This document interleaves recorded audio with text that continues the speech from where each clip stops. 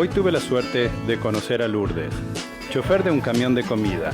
Ella, con su carisma y personalidad, hace que sus clientes comiencen el día con una sonrisa. Buen día.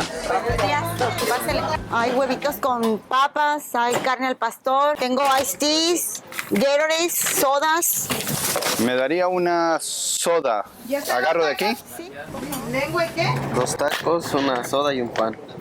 5.50. Gracias, Josué. Gracias. ¿Y usted va apuntando durante todo el día ahí lo que los muchachos van llevando? La mayoría de la venta es efectivo, es en cash. Algunas personas me piden crédito, pero me pagan cada semana. Lourdes ya lleva 25 años trabajando en un camión de comida, pero para llegar a en su afán de superación, tuvo que realizar otros tipos de trabajos. Intenté trabajar cuando recién llegué, comencé a trabajar cuidando niños. Comencé después trabajando en una tienda de abarrotes, o sea, de comida. Estuve trabajando en un empaque de pepinos, empacando pepinos en cajas. Y pues no, también ganaba muy poquito, entonces tuve que buscar otro trabajo. Aquí está la canela del pino. ¿Así o más? Ahí me dijo el señor que tenía que trinearme. Y mientras me trineara no pagan. ¿Y qué es trinearse? O sea, que me iba a enseñar. Me tenía que enseñar a lo que era la cocina. Entonces, pues duré como 2 meses queriéndome enseñar porque eran comidas diferentes. Yo nunca había guisado más que en mi tierra, más que lo indispensable: frijoles, sopa. Todo está rico, hay pollo, hay lengua, hay bistec, hay al pastor. Para poder trabajar en un camión de comidas hay que conocer el oficio, y no todas las personas lo aprenden en el mismo tiempo. Pues hay mujeres que aprenden bien rápido. A mí me costó mucho, no me gustaba, pero me gustaba que pagaban bien. ¿Cómo cuánto se gana, por ejemplo, como una cocinera? Pues por lo menos gana $90, por lo menos. ¿Y cuántas horas trabajan? Eso sí son como 10 horas.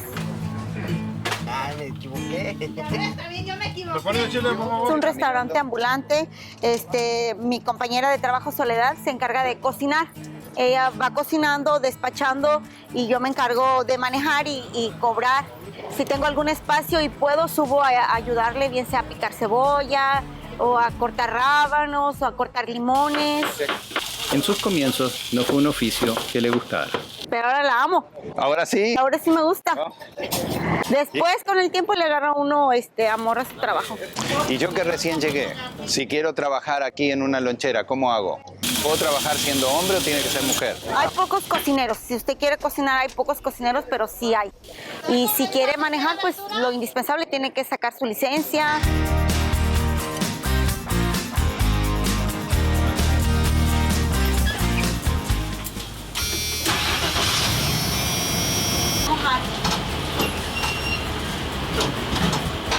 De camino a un nuevo destino, ella nos cuenta, entre otras cosas, qué la hizo dejar su país. Yo miraba pues mi vida, que no había una oportunidad como yo hubiera querido. Y en ese tiempo había ido mi tía para México, mi tía que ya había vivido aquí algunos años. Sí. Y le dije que pues me quería venir con ella. Y que me dijo que sí, pero sí fue una aventura muy larga.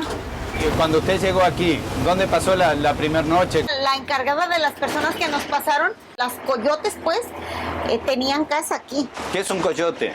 Un coyote es la persona que trae el grupo de gente que va a cruzar el día. Entonces esas gentes tenían una casa donde metían la gente que traían, para ya después que llegaran sus familiares o repartirla a donde iban a pagar por el trabajo que habían hecho pues.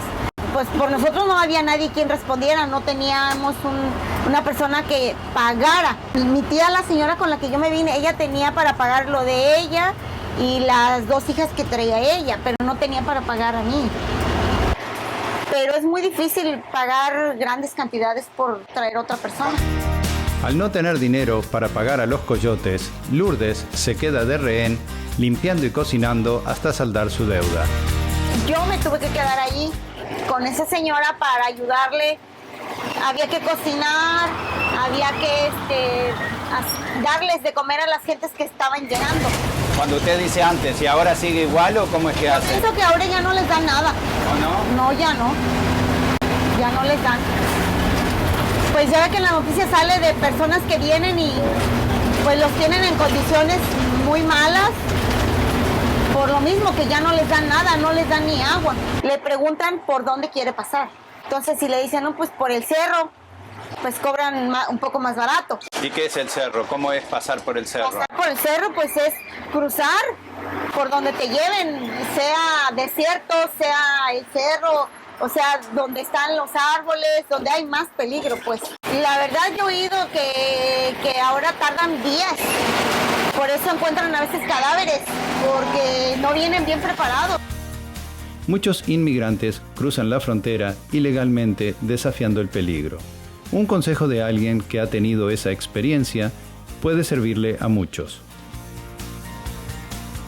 Yo pienso que la gente que ya se quiere venir para acá, yo pienso que ya no se debe, ni jóvenes ni viejos, ya no deberían venirse. Si ya está aquí, que ya cruzó, yo pienso que cualquier persona sobrevive. Sobrevive, quiero decir, puede encontrar un trabajito siempre y cuando no se metan en problemas. Que no les guste tomar, armar líos. Cualquier persona sobrevive en este país. ¿Pensás que trabajando de la misma forma en tu país se puede hacer lo mismo? Allá en mi país no. No, allá no. ¿Te acordás tú cuando saliste de tu país qué fue lo que sentiste?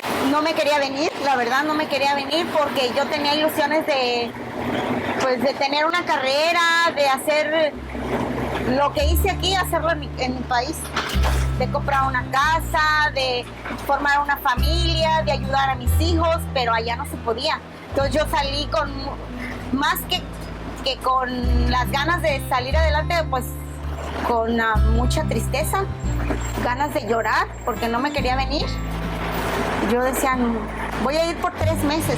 Yo pensaba que en 3 meses mi ilusión era juntar $1,000 y regresarme a mi país. ¿Qué fue lo que cambió? Pues ya que empecé a trabajar y que pagué las deudas que tenía de las personas que me prestaron dinero para venirme, yo me los traje a todos, mis papás y mis 6 hermanos me los traje a todos. Ya que me los traje a todos, pues ya aquí fue otra cosa. Pero uno de mis hermanos, el que vive allá, él fue el único que no le gustó trabajar aquí. Oh, y se volvió. No, lo deportó la policía. Oh. Porque le gustaba andar de canijo, pues. ¿Cuál es la diferencia entre Lourdes de hace 30 años atrás, Lourdes de ahora? Yo pienso que soy como que me volví dura de sentimientos. Ahora pienso que mi país lo llevo en mis recuerdos, pero amo este país. Yo me gusta vivir aquí, qué bueno que me vine, qué bueno que pude hacer una vida aquí, que nacieron mis hijos aquí y estoy muy feliz aquí. Me gusta Si tú mucho. tuvieses que resumir todo, ¿pensás que valió la pena? Sí, yo sí, pienso que sí valió la pena. Logré realizar muchos de mis sueños. ¿Cómo definirías el sueño americano?